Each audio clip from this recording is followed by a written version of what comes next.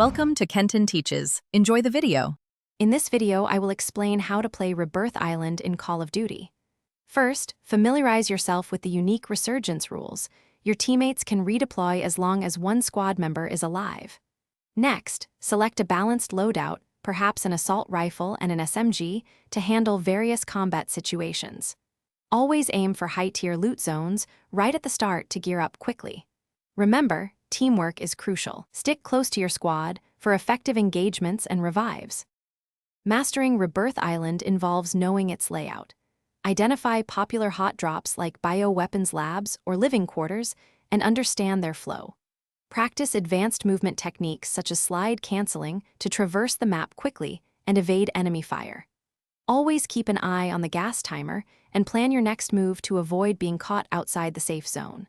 Use buildings and natural terrain for cover during firefights, giving you a tactical advantage. Effective combat is key to victory. Clear communication with your squad is paramount. Call out enemy locations and pings precisely.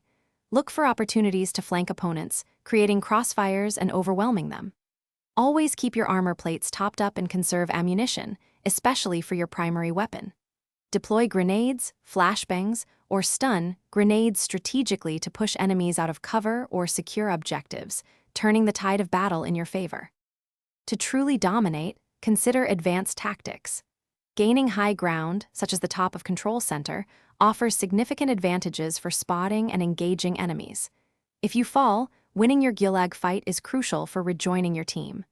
Accumulate cash to buy valuable kill streaks like UAVs or a custom loadout, giving you an edge. Finally, prioritize strong positioning in the closing circles, anticipating enemy movements to secure that hard-earned victory. Thanks for watching. Please subscribe if this video was helpful.